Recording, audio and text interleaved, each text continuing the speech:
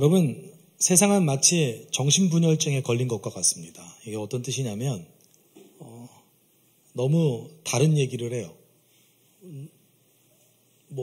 이때는 이런 사람이었다가 저 때는 저런 사람인 것 같아요.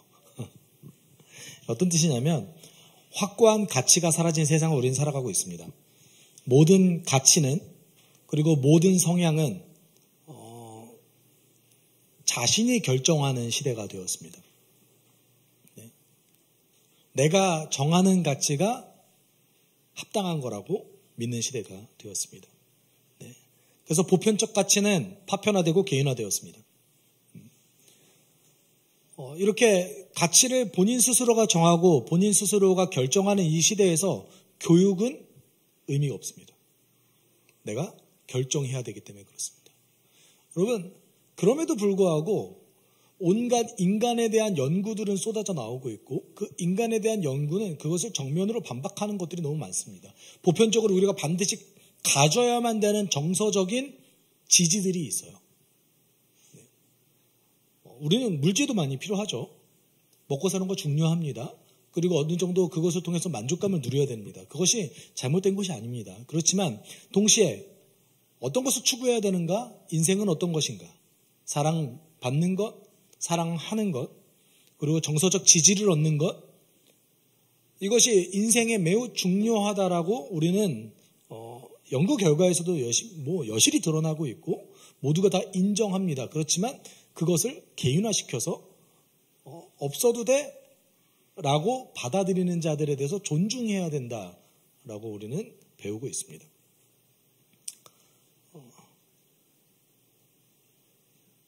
어렵나요? 다른 얘기예요. 세상에 보편적인 선이 없다라고 믿어요. 요즘은. 보편적 선은 없습니다. 보편적 선은 내가 결정하거나 사회가 결정하는 겁니다. 점점 그런 숫자들이 늘어나고 있는 것이 사실입니다. 여러분, 언젠가는 교육의 기능을 잃어버릴 가능성이 있습니다.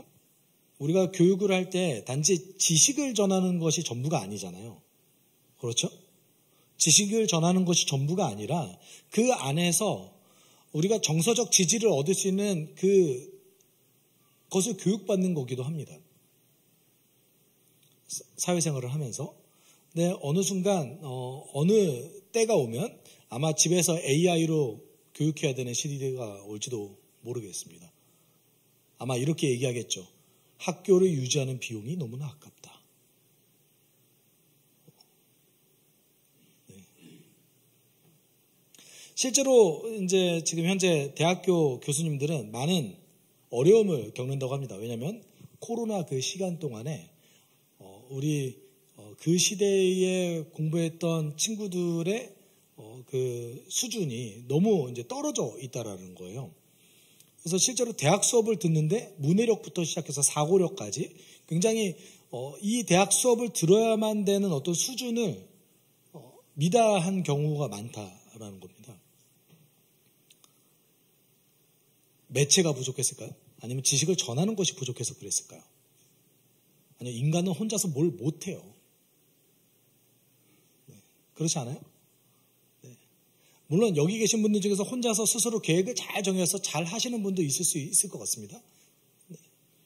그런데 대체적으로 인간은 혼자서 뭘 할 수 없는 존재로서 우리는 존재하고 있습니다. 네. 여러분, 보편적 가치가 사라졌어요.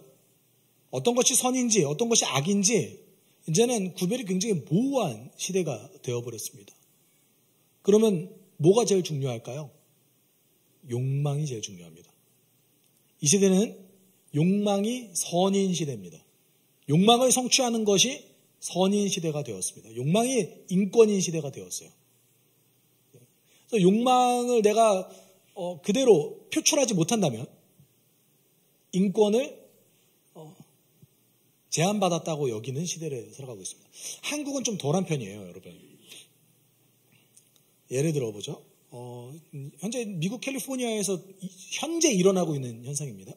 현재 일어나고 있는 현상인데 내가 일부 다처제의 가족 형태를 구현하고 싶다. 실제로 그렇게 사는 사람들이 있어요. 그럼 이게 법적으로 인정받지 않는다면 내 인권이 제한받는 것이다 라고 여깁니다. 어떤 것을 하나를 하고 싶다는 욕망이 있죠. 그 욕망이 법적 제도 안에서 허용되어야지만 내 인권이 살아있다라고 여기는 시대를 우리는 살아가고 있어요. 어디까지 허용해줘야 되는 겁니까? 네. 물론 한국 사회가 여기까지 오는데 시간은 오래 걸릴 겁니다. 제가 보니까 오래 걸릴 것 같아요. 근데 과연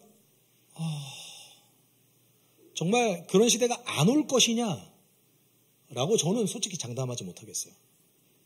네. 특별히 이제 지식인들 사이에서 그런 종류의 움직임이 보이고 있는 것도 사실입니다. 여러분, 요즘 시대는 포스트 모더니즘 시대라고 하죠. 포스트 모더니즘을 관통하는 하나의 유일한 가치가 있다면 욕망입니다. 욕망대로 사는 것. 근데 우리가 불과 몇십 년 전만 해도 욕망대로 사는 것은 부끄러운 일이었잖아요. 그렇죠. 내가 욕망이 있다 하더라도 뭔가 그것을 감추고 어떤 공공의 선을 위해서 사는 것이냐라고 말을 해야 되지 않았나요? 근데 이제는 욕망대로 사는 것이 굉장히 자랑스러운 일이고 내가 욕망을 성취하지 않으면 불행하다 여기는 시대를 살아가고 있습니다. 그런데 또 보편적인 가치는 있다고 또 믿어요. 여러분 안에 인권이 있다고 생각하세요? 하늘로부터 내려온 천부 인권이 있다라고 믿으시는 분? 네. 이거 없다고 믿는 민주주의 사회를 살아가는 사람이 어디 있습니까? 그렇죠? 아무도 없어요. 다 이거 있다고 믿어요. 왜 이거 있다고 믿는 거예요? 욕망대로 사는데. 이걸 믿다고 믿는 자들, 민주공화정을 유지하고자 하는 자들은 사실은 하나님께서 주신 천부인권이 있고 이것을 지키고 수호하고 이 가치대로 사는 것이 인생의 목적이다라고 헌법 전문에 밝히고 있는 거예요. 사람의 사고관은 그것을 전면으로 부인하고 있습니다. 현재. 특히 자녀 세대일수록 더 그것이 심화되는 것을 경험하게 될 겁니다. 여러분, 죄송합니다. 자녀들에게 의무를 가르치십시오. 부모에게 어떻게 돼야 된다라는 의무를 가르치십시오. 잘못된 거 아닙니다. 부모를 공경하라 가르쳐야죠. 부모를 공경하는 건 마음이 아니에요. 행동이에요. 부모님 계셔서 죄송한데 제가.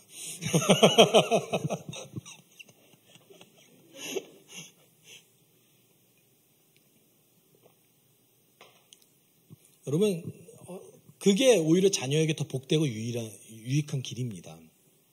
보편적 가치가 있는 거예요.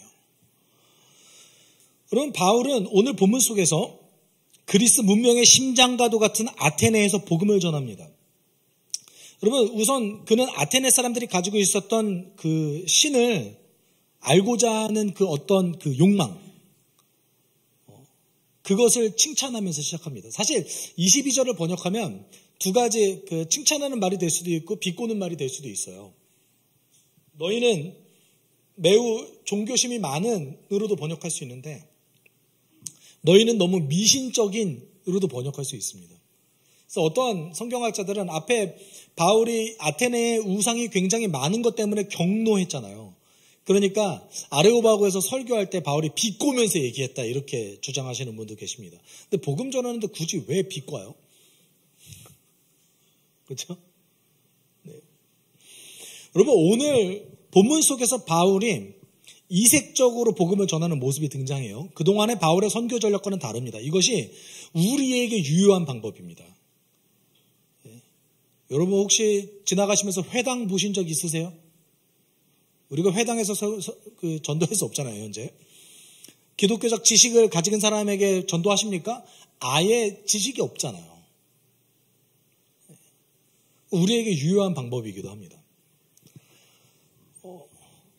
여러분, 바울이 칭찬했던 어떤 이 종교심이라는 것은 초월적 존재를, 신이라는 초월적 존재를 진지하게 추구하고 알아가려고 노력하는 아테네 사람들의 그 마음을 칭찬했어요. 근데 여러분 잘 고민해 보시면 그리스 신화는 그리스에서 시작했어요. 근데 여러분 그리스 신화라고 부릅니까? 보통 어떻게 부르죠? 그리스 로마 신화. 로마의 신화가 아니에요.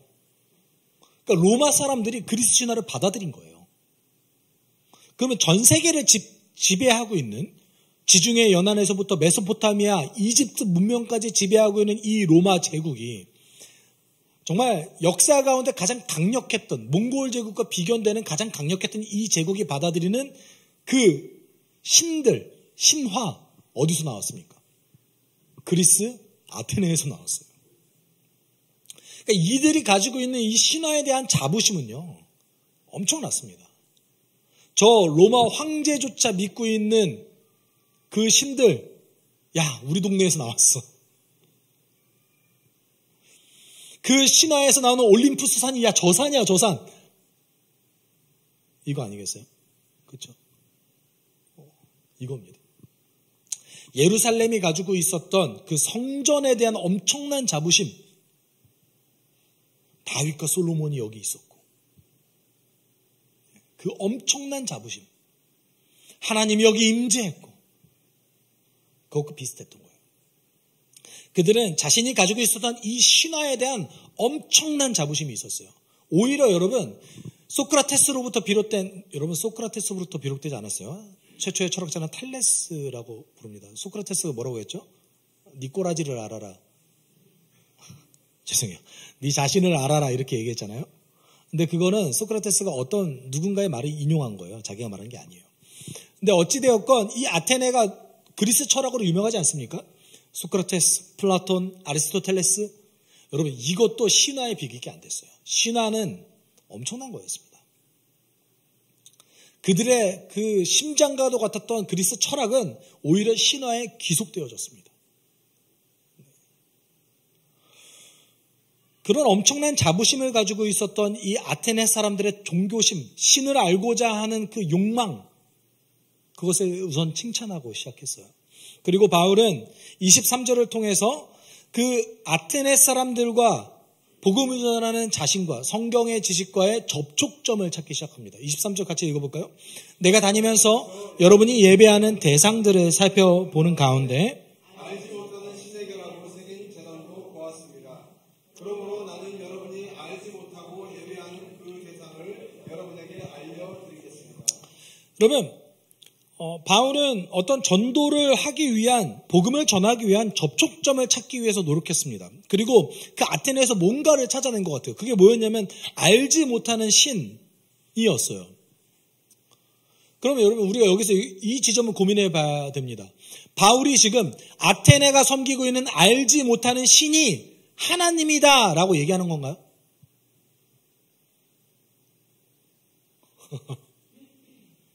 제 말이 좀 이해가 잘 안 되실까요? 너희가 믿는 저 신이 우리 하나님이야.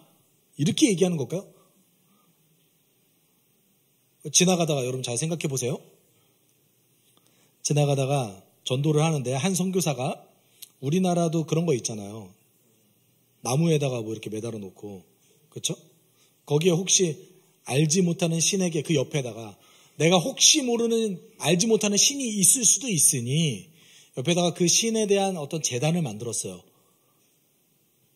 그러면 거기다 대고 그 선교사가 이게 내가 전하고 있는 하나님이야 라고 얘기할까요? 아니죠. 복음을 전하기 위한 접촉점을 찾았던 것 뿐이지 그것 자체가 하나님이라고 얘기한 건 아니에요. 만약에 그렇게 그 신성모독이잖아요. 저게 하나님이야. 뭐라고? 그게 아니라 어떤 접촉점을 찾았던 겁니다. 여러분, 왜 접촉점을 찾아야 될까요? 원래 그동안에 바울은 어떻게 선교했죠? 회당에서 하나님에 대해서, 그리고 하나님의 계획에 대해서, 메시아가 이 땅에 올 거에 대해서 알고 있는 사람들에게 복음을 전했습니다. 이것은 시간을 절약하고 그 지역에서 온전한 믿음을 가지고 있으면서 동시에 그 지역의 문화를 알고 있는 공동체를 형성하기 위해 그랬습니다. 근데 지금 아레오바고에서 이렇게 설교하고 복음을 전하고 있는 이 상황은 배경 지식이 전혀 없는 사람들이었던 거예요. 그런 사람들에게 복음을 전하기 위해서는 그들과의 접촉점이 반드시 필요했습니다. 여러분 잘 생각해 보세요. 저는 이제 선교학을 전공했기 때문에 이렇게 생각하실 수 있잖아요. 무슨 전도하는데 학문이 필요해. 가서 전하면 되지. 그럴까요? 여러분 예를 들어 보죠. 어느 민족에 갔어요. 어느 민족에 가는데 그 지역엔 눈이 안 내려요. 근데 말씀 네 죄가 흰눈과 같이 깨끗게 해주고 그럼 눈이 뭐야? 어떤 민족에 갔더니 이 지역은 육체와 정신만 얘기하지 영혼이 없다고 얘기해요. 네 영혼이 잘된과 같이. 영혼이 뭐야? 복음 어떻게 전할 겁니까? 그렇죠? 우리나라도 그런 거 있어요. 여러분 성경 너무 읽으시면서 너무 당연하게 받아들이기 때문에 사실 의식하지 못하는 거예요. 잘 생각해 보세요. 영어로는 하나님 뭐라고 번역하고 있습니까? God. 헬라어는 Theos. 우리나라는요. 하나님. 왜 하나님이라고 했는데요? 이거 접촉점을 찾은 거예요. 원래 우리나라는 뭘 섬기는 민족이었습니까? 하늘을 섬기는 민족이었어요. 그래서 원래 여러분 애국가에 나오잖아요. 하나님이에요, 하느님이에요. 옛날 성경 보시면 다 하느님인 거 아시죠? 네. 하늘의 신. 그렇죠? 한자 성경에서 션티, 천주. 천주교가 그래서 천주잖아요. 그 선교학적인 어떤 것을 가져와서 성경 번역한 거예요. 네. 여러분 실제로 선교학에서 가장 유명한 책 필수 도서 중에 하나라고 얘기했던 돈 리차든이 썼던 화해의 아이라는 책이 있습니다. 그가 어느 한 민족 특별히 이제 과거 네덜란드 영이었던 그 파푸아뉴기니에 가서 선교를 했어요. 지금은 인도네시아죠. 선교를 했는데 이제는 언어도 배우고 그들과 친해졌습니다. 그래서 이제 이 부족에게 복음을 전해야겠다 해서 예수 그리스도의 죽으심과 부활하심을 전하기 위해서 막 전하고 있는데 가룟 유다가 배신하는 장면에서 그들이 갑자기 웃으면서 뭐 환호성을 지르는 거예요. 이상하잖아요. 여러분 만약에 복음을 처음 들어요. 근데 사랑하는 제자였던 가룟 유다가 예수를 배신하는 모습을 딱 봤을 때 어떤 생각이 들 것 같아요? 이 나쁜. 그렇잖아요. 근데 갑자기 환호성을 지르면서 야 우리가 꿈꾸는 인생이 저 유다다 이러는 거예요. 그 민족의 가장 이상적인 인생은 누군가를 배신하는 거였어요. 와 세상에 이런 민족도 있어요. 그렇죠? 그래서 이 민족의 최고의 꿈은 누군가와 아주 깊은 친분을 가진 다음에 그 친분이 최고조로 무르익었을 때에 그를 죽이는 것이 배신해서 죽이는 것이 그 민족이 꿈꾸는 인생이었습니다. 네. 그러면서 그 배신당하는 자의 모습을 보면서 희열을 느끼는 그거. 이런 민족에게 도대체 복음을 어떻게 전해야 됩니까? 그래서 이 선교사 부부가 좀 목숨 걸고 거기 갔는데 절망했어요. 이제 나가야겠다. 근데 나가는 과정 가운데 부족 간에 어떤 전쟁이 벌어졌나 봐요. 근데 그 지역에는 어떤 문화가 있었냐면 내가 질 것 같으면 부족장의 아이를 볼모로서 그 강성한 부족에게 보내는 문화가 있었어요. 그래서 그 아이가 죽기 전까지는 평화가 유지되는 건 거죠. 볼모로 보내니까. 그리고 볼모를 받은 그 부족은 그 아이를 굉장히 정성껏 기르게 되었어요. 그래서 부족 간의 갈등이 발생했을 때에 그 아이가 중재를 계속하는 거죠. 그 아이의 이름이 화해의 아이였습니다. 선교사가 유심히 돈 리차드슨이 그 장면을 유심히 보면서 마치 이 화해의 아이가 예수와 같다 라고 여기고 그거 갖다가 복음을 전한 거예요. 그때 사람들이 거기에 반응했어요. 엄청난 그 어려움과 고초를 겪었습니다. 이 배신의 문화를 없애기 위해서. 네. 여러분 그 부족의 60%에서 70%가 회심했다라고 얘기해요. 접촉점을 찾는 거는 복음을 전할 때 이만큼 중요합니다. 바울이 뭘 찾았어요? 접촉점을 찾았어요. 이 사람들에게 복음을 제대로 전할 수 있는 유일한 방법이 무엇일까 고민했더니 그렇게 강고했던 이 로마 신화, 그리스 로마 신화 안에서 딱 하나 뭘 발견한 거예요? 알지 못하는 신. 사실 이 알지 못하는 신은 이들이 신화에 대한 엄청난 자부심이 있었기 때문에 만들어 놓은 거예요. 혹시 우리가 알지 못하는 신이 있지도 않을까? 그에 대한 재단도 한번 만들어 보자. 인기 없는 신이었겠죠. 네. 여러분, 그러면서 그들의 생각과는 정반대되는 신에 대한 개념을 전하기 시작합니다. 시작은 접촉점이 있었지만 그 접촉점을 얘기하면서 반대로 그들의 생각을 완전히 깨버리는 어떤 것을 얘기하는데 그것이 무엇이냐면 24절부터 그 얘기를 하죠. 같이 읽어볼까요? 우주와 그 안에 있는 모든 것을 창조하신 하나님께서는 하늘과 땅의 주인이심으로 사람의 손으로 지은 신전에 거하지 않으십니다. 뭐라고 얘기합니까? 하나님은 내가 전하는 이 하나님은 세상을 어떻게 하셨대요?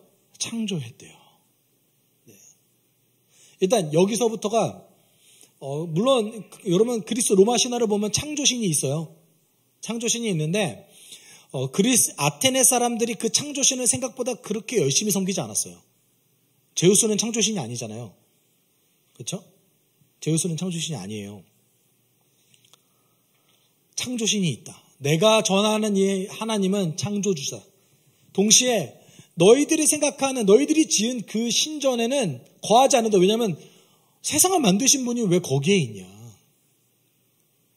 너희들은 저 올림푸스 산에 제우스를 비롯한 12신이 있다고 믿는데 아니다.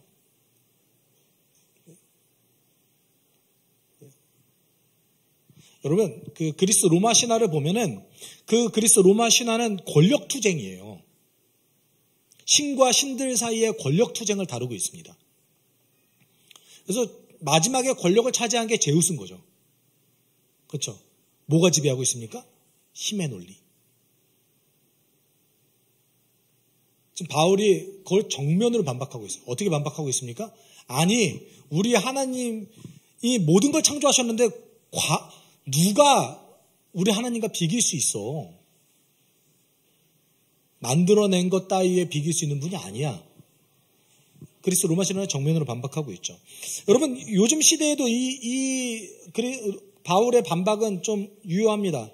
많은 사람들이 종교는 만들어냈다고 생각하거든요. 뭐의 필요에 따라? 인간의 필요에 따라 만들었다고 얘기합니다. 근데 성경은 이 종교가 만들어진 종교라고 얘기합니까? 아니요. 하나님이 인간을 불쌍히 여겨셔서 직접 찾아왔다. 물론 그럼에도 불구하고 야 그거는 성경의 주장이잖아 라고 얘기할 수 있을 것 같아요. 누군가는 안 믿는 사람도 그렇게 얘기하잖아요. 그럼 적어도 성경을 기록한 자는 세계에서 가장 최고되는 선구자인 거죠. 그렇죠? 모든 신화와 모든 신들이 인간을 착취하는데 성경은 신이 인간을 위해서 죽었다는 걸 얘기하잖아요. 그것을 25절에 얘기해요. 또 하나님께서는 모든 부족한 것이라도 있어서 사람의 손으로 섬김을 받으시는 것이 아닙니다. 그분은 모든 사람에게 생명과 호흡과 모든 것을 주시는 분이십니다. 내가 전하는 하나님은 어떤 분이래요? 주는 분이래요.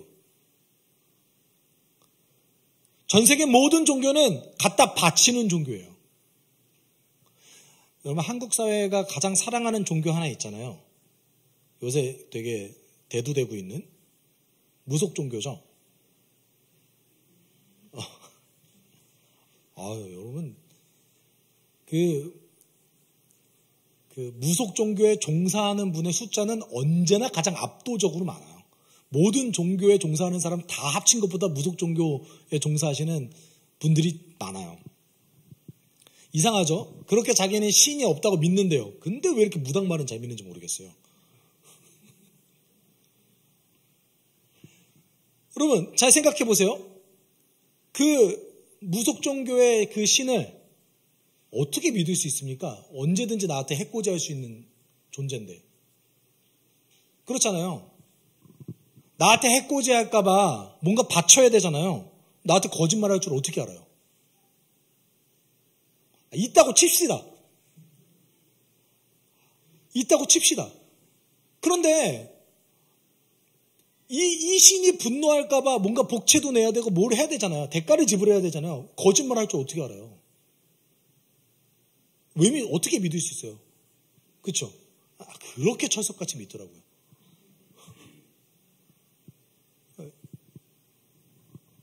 대부분 신들은 굉장히 어떤 그 인간의 본성을 그대로 본따서 만들어졌기 때문에 종교들은 그래서 질투하고 분노하고 대가를 지불하는 것에 초점이 많이 맞춰져 있습니다.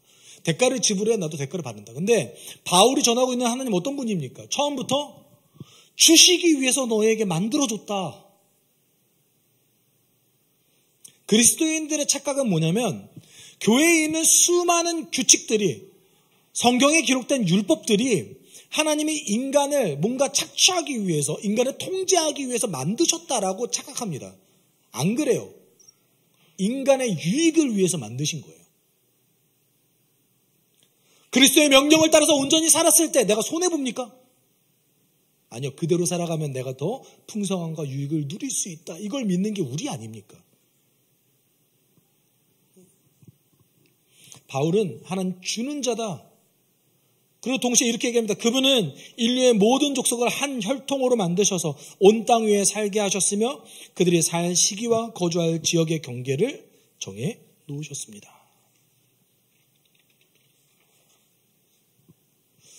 여러분, 제가 그 유튜브 클립 중에 한 쇼츠 중에 하나를 굉장히 인상 깊게 봤던 영상이 있는데 한 생물 진화론자가 자기는 교회를 진화론자인데 교회를 수십 년째 다니고 있대요. 왜 다니냐 했더니 자기의 신념과 과학 체계로서는 도저히 인간의 목적을 찾을 수가 없더래요. 인간이 목적이 어디서 그냥 진화된 거지. 그러면 동물과 나는 크게 다를 게 없는 거예요. 내가 더 진화된 것뿐인 거예요. 목적을 찾을 수 없는 거예요. 근데 교회를 가보니까 인간에게 목적이 있다라고 믿고 아주 어려운 환경 속에서도 굉장히 평안을 누리며 행복하게 사는 존재들이 있다라는 거예요. 그래서 그 사람들을 보기 위해서 교회를 다닌대요.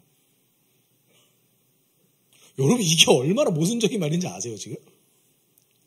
모든 인간은 삶의 가치와 의미를 부여합니다. 절대 부여하지 않는 자가 없습니다. 내가 하는 행동에 의미가 없고 가치가 없으면 여러분 상사가 시키다 할지라도 불만이 있어요. 이게 무슨 의미가 있지? 워킹할 것 같지 않은데? 안 그러세요? 그렇죠? 여러분 여러분의 배우자가 여러분에게 의미 없는 것을 계속 시킨다고 생각해 보세요. 지금 나를 괴롭히나? 여러분 인생의 의미를 찾지 않는 사람은 없어요. 다만 이렇게 거대하게 인생의 목적이 있다고까지 여기지 않는 것뿐인 거지. 그렇죠? 우리는 인권이 있다고 믿고 모든 사람은 다 인간이 가지고 있는 인권이 있다고 바라보잖아요. 근데 신이 없대요. 여러분 천부인권이란 말 자체가 하나님께서 이 인간에게 목적과 의미를 부여하셔서 그들만이 가지고 있는 아주 독특한 권리가 있다라고 믿는 사상이에요.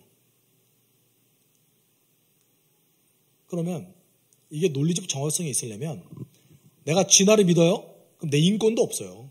인생의 의미도 없어요. 그냥 살면 돼요. 여러분 그래서 뭐가 요새 제일 중요하다고 얘기했어요? 욕망을 제일 중요하게 여깁니다.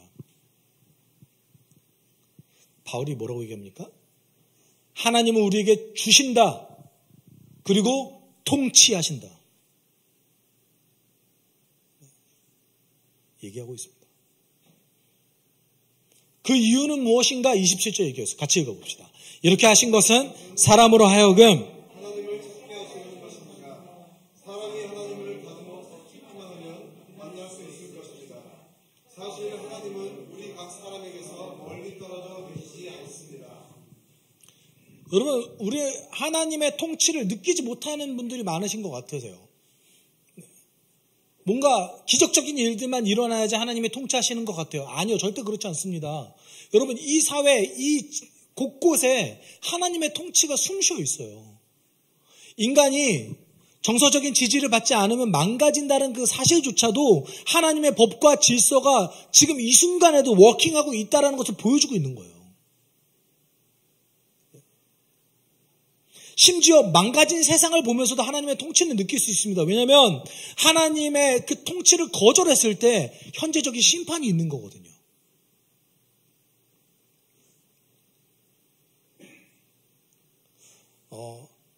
그래서 내 욕망대로 살면 우리는 어떻게 될까요?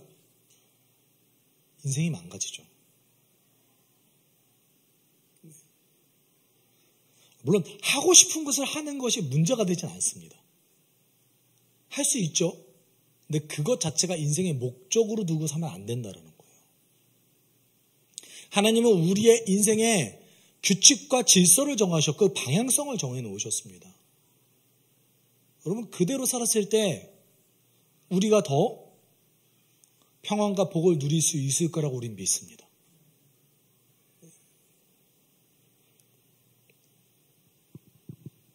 그래서 바울이 이렇게 선언하잖아요. 여러분의 시인 가운데 어떤 이들도 우리도 하나님의 자녀다 하고 말한 바와 같이 우리는 하나님 안에 살고 움직이고 존재하고 있습니다. 여러분이 누리고 있는 그 어떤 것 하나도 하나님이 없이 이루어지는 것은 없습니다. 근데 우리는 그것을 부인할 때가 많죠. 그리고 부인하는 사람들을 너무 많이 봅니다. 여러분, 물론 저는 이공계가 아니기 때문에 과학을 전혀 모릅니다. 과학의 메커니즘도 모릅니다. 근데 가끔 때때로 보면 그 과학자들, 특별히 물리학자들이 그런 얘기를 많이 하는데, 뭐 인간의 기원 뭐 이런 거 엄청 많이 얘기하잖아요. 그렇죠? 너무나 공상 SF 소설 같은 거예요. 제가 볼 때는.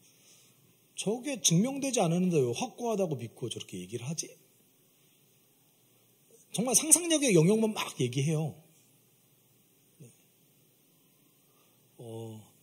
혹시 저희 성도님들 가운데 혹시라도 과학에 조금 소양이 있으신 분들이 계시다면 저들이 왜 저렇게 얘기하는지 한번 저에게 설명해 줬으면 좋겠습니다. 일론 머스크가 뭐라고 얘기하냐면 지금 이 세상은 가상현실 세계래요.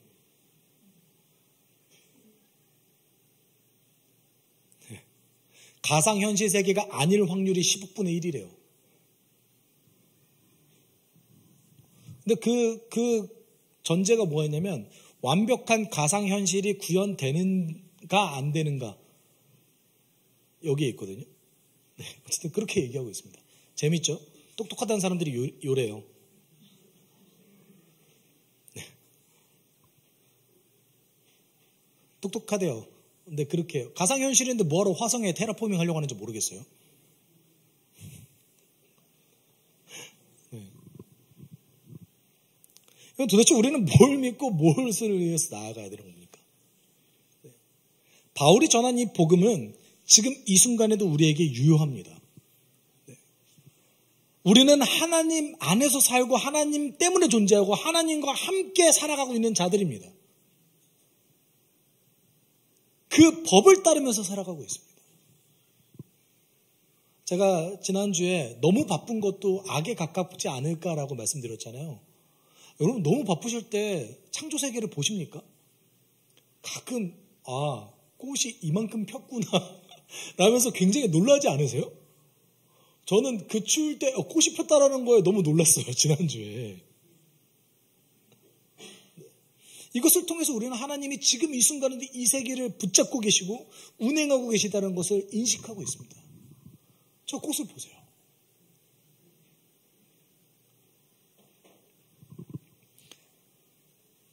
그럼 우리가 뭘 해야 됩니까? 하나님이 다 해주신대요. 다 주신대요. 해야 될 것 딱 하나 있죠. 뭐 해야 됩니까? 30절에 얘기하고 있어요. 같이 읽어봅시다. 하나님께서는 무지했던 시대에는 눈 감아 주셨지만 이제는 어디에서나 모든 사람에게 회개하라고 명령하십니다. 여러분, 아테네에서 무지를 거론하는 것은 굉장히 대담한 발언입니다. 왜냐하면 아테네에서 등장했던 가장 유명한 철학자 누굽니까? 소크라테스. 소크라테스가 악은 어디서 나온다고 얘기했냐면 무지에서 나온다고 얘기했어요. 그래서 아테네 사람들은 무지하다라는 말 듣는 것이 최악의 모욕 중에 하나예요. 근데 바울이 야 너네들은 무지했으니까 이제 괜찮아. 알아가면 돼. 이렇게 얘기하고 있는 거예요. 대담하죠? 이제 뒷부분에 가서는 야 들을 자 있는 자만 들어 이 얘기한 거예요. 사실은. 안 들으면 어쩔 수 없지. 근데 진리가 이거잖아. 그래서 뭐라고 얘기해요? 회개해라. 회개가 무엇입니까? 여러분 사사기가 회개를 가장 잘 보여주는 성경 중에 하나인데 사사기에는 부르짖고 하나님께 되돌아오며 회복하는 것을 보여주고 있습니다. 그것이 회개의 과정인데 여러분 회개가 무엇입니까? 내가 내 잘못을 하나하나 낱낱이 하나님께 고백하면서 후회하는 겁니까? 그래서 어떤 하나님이 나를 용서해 주실 거야 라는 어떤 강한 확신이 들 때까지 기도하는 것이 회개입니까? 그러려면 울어야 되잖아요. 여러분 울지 않으면 용서받았다라고 생각하지 않으시잖아요. 여태까지 그랬던 것 같은데 저는 그랬다는 거예요. 회개는 그게 아니죠. 회개는 무엇입니까? 오늘 바울이 설명했던 것처럼 이 세상을 만들어서 우리 인생의 주인이 누구다? 하나님이라는 것을 인정하는 겁니다. 그리고 동시에 내가 하나님을 주인 삼지 않았다 라는 것도 인정하는 거예요. 그럼 회개는 한 번 하는 겁니까? 날마다 할 수도 있는 거죠. 동시에 무엇 때문에 감사하는 겁니까? 회개는 예수가 하나님을 주인 삼지 않은 삶을 살아갔던 나를 위해서 죽으시고 부활하시고 하늘로 올라가셨으며 성령께서 지금 이 순간에도 나를 도우신다라고 받아들이는 겁니다. 삶의 방향성을 전환하는 겁니다. 주의 뜻 안에 그의 질서와 법을 지키는 것이 내 인생에 유익하고 내 인생의 유일한 길이다. 인정하고 받아들이고 삶의 방향성을 돌리는 것. 이것이 회개입니다. 히브리서 11장 6절은 우리에게 이렇게 얘기하고 있습니다. 같이 읽어볼까요? 믿음이 없이는 하나님을 기쁘게 해드릴 수 없습니다. 하나님께 나아가는 사람은 하나님이 계시다는 것과 하나님은 자기를 찾는 사람들에게 상 주시는 분이시라는 것을 믿어야 합니다. 믿음은 받아들인다는 것을 뜻합니다. 하나님이 계시다는 것, 하나님이 온 땅의 주인이라는 것. 그래서 우리를 위해서, 우리의 유익을 위해서 지금 이 순간에도 주시기 원하신다는 것. 그래서 우리가 그를 찾고 그를 향해 방향성을 돌리는 것이 믿음이라는 것을 우리가 인정해야 됩니다. 여러분, 예수께서 우리에게 말씀하셨죠. 큰 믿음 원하셨어요? 겨자씨 같은 작은 믿음. 하나님, 내가 그거 인정하겠습니다. 잘 살아갈지 솔직히 장담할 수 없습니다. 그렇지만 지켜주십시오. 도와주십시오. 제가 그렇게 살도록 노력하겠습니다. 이게 회개죠. 이게 믿음이죠. 여러분, 그랬으면 좋겠습니다. 우리 지금 이 순간 함께 기도할게요. 하나님, 당신이 우리 삶의 주인입니다. 그래서 내가 당신 안에서 살아가길 소망합니다. 여러분, 우리 인도해 주십시오. 우리의 본능은 당신의 명령을 지키며 살아가는 것이 손해인 것처럼 속이지만 그렇지 않습니다.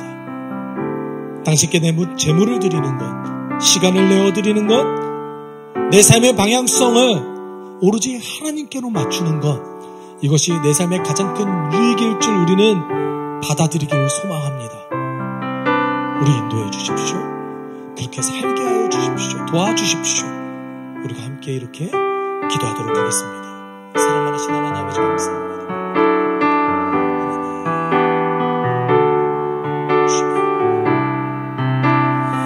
우리의 감정과 우리의 욕망은 주님 뜻대로 살아가는 것을 항상 막도록 하고 있습니다.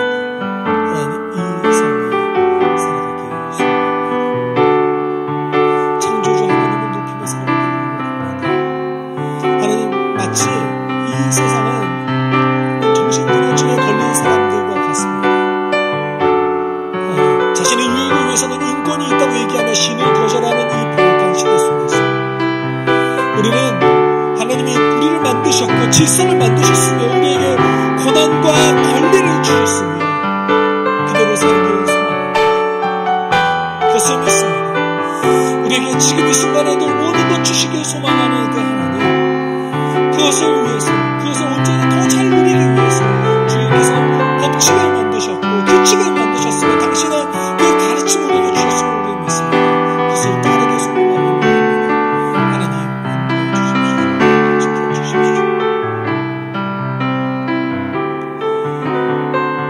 사랑이 많으신 하나님 아버지, 우리를 지금 이 순간에도 불러주심에 감사를 드립니다.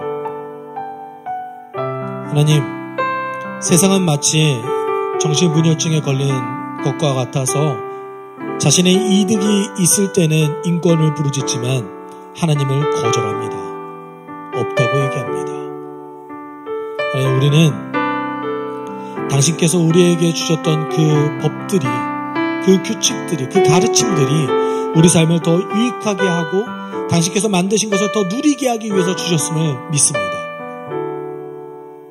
주를 따르는 길이 내 삶의 가장 큰 유익이라고 날마다 고백할 수 있게 하여 주십시오. 사단이 우리의 감정을 이용해서 나를 속인다 할지라도 그 감정과 사단의 속임을 이겨내고 주의 법을 따르기 위해 진실하게 노력하는 우리 되게 하여 주시옵소서. 모든 것 감사드리며 거룩하신 예수 그리스도의 이름으로 기도드립니다.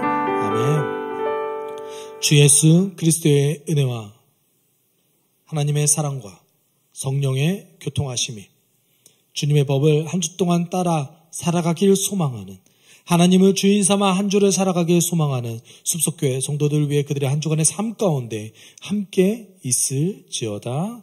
아멘.